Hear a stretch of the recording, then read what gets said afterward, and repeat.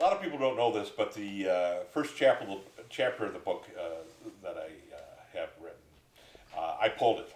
I pulled it. It started out when he was 7 years old, and it has a lot of the cases, the criminal cases that I found of him as a juvenile. But I was adding all these things in the book. At first, I thought I should add them because I believed that people would want to know the evolution of where this man came from. However, when I looked at the entire book, I felt I was an armchair psychiatrist, that I'm not qualified to tell you why he got there, and I just didn't feel comfortable with bringing up some other cases that he was involved with the youth. Some of them were robberies, some of them were sexual, but the point of it is, it didn't really deal directly with the Starved Rock murders. Indirectly, it had a lot to do with things, and it was directly involved with Wigger. And I think I've already proved to myself a long time ago that he didn't have any help. And to me, if he did have help, why not say something about it? And if he didn't, and if he wasn't the man who was in the canyon that day, he certainly had a lot of run of bad luck, didn't he? To have it happen when you're off work, to have string used from the same spot that you work at, to have cuts and scratches on your face the following week. That's another strange part about this.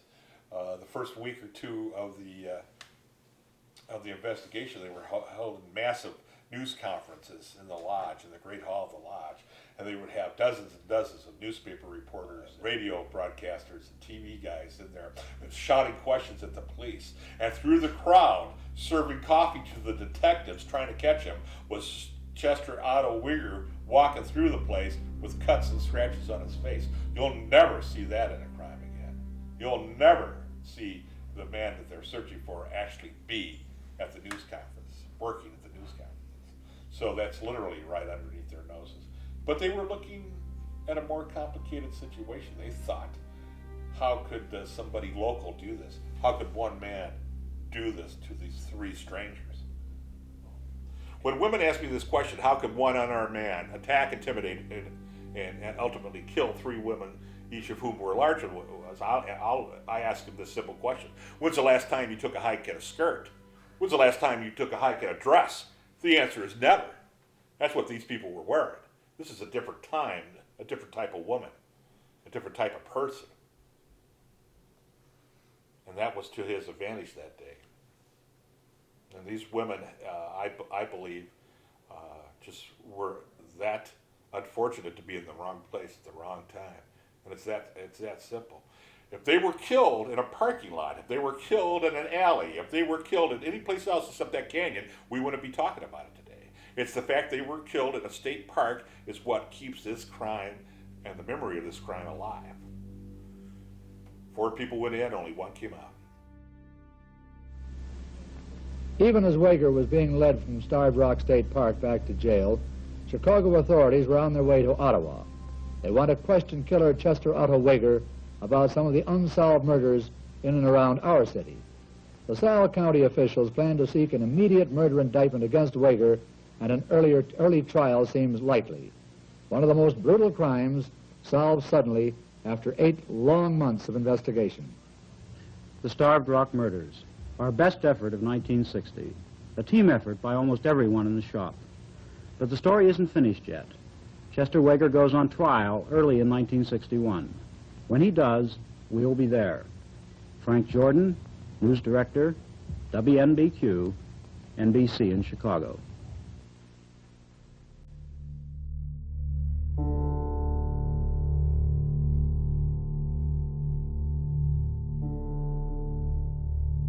Would you live your life in jail knowing that your partner in crime, the man who helped commit a triple homicide, was out free, was out having a life, having a family, going out to dinner, enjoying himself, going to taverns, going to bars, having a life while you're stuck in prison? How long would you stay silent? How long in Stateville prison would you not roll over on this guy? You wouldn't. You'd roll over on him in about a month, and I don't care who or what he is. Chester Weir was a loner. He didn't have very many friends. He knew people.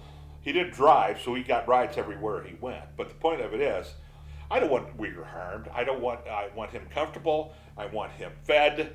I want him taken care of. But I also want whatever the jury decided that day back in 1961. They decided that Chester Uyghur would spend the rest of his life in jail for this crime. They could have put him in the electric chair.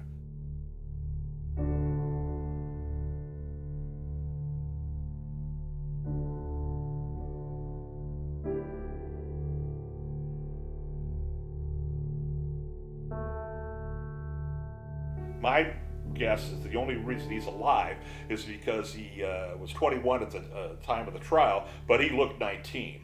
His babies, his two kids, sat behind him every day of the trial, and I maintain that 12 good citizens, 12 LaSalle County residents could not put a father to death in front of his babies. Could you? I couldn't. If any man deserved the death penalty, it would have been him, but why wasn't he put to death? He looked like a punk, he's still a punk. So, he was portrayed during the trial as an outdoorsman. Let's put him away in a box the rest of his life.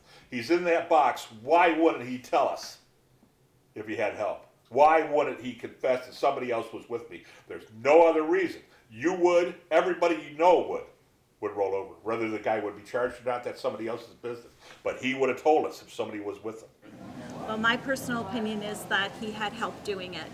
I don't believe that Chester, the build and the stature that Chester was, that he could have killed 3 women at one time.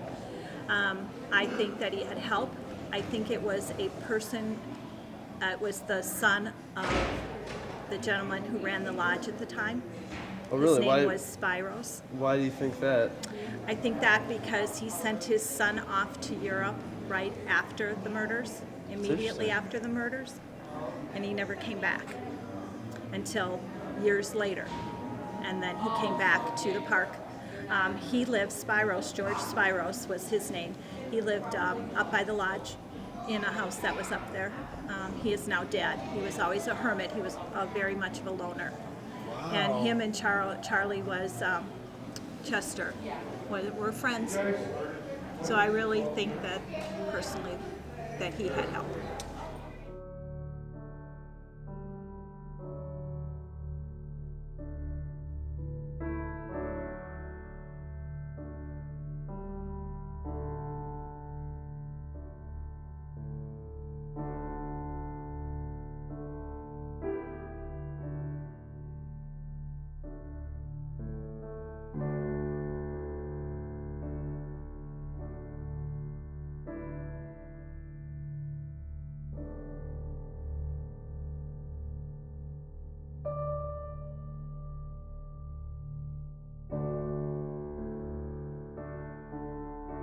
And I think that's very unfair to accuse somebody that's not here any longer to stand up for himself. But there was no indication that Chester had help at all in this case.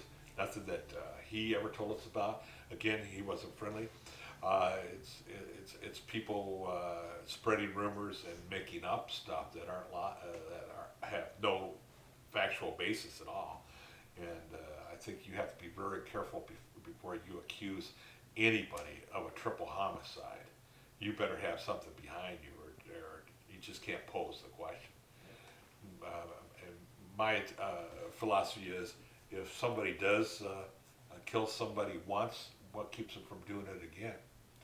I mean, psychiatrists and professional people say that it starts a pattern of homicidal behavior. I don't know if that's true or not, but as far as I know, there's been no other horrific acts unsolved in this community since that time. We've had unsolved murders, I'm not saying that, but nothing as blatant as this, as infamous as this case is.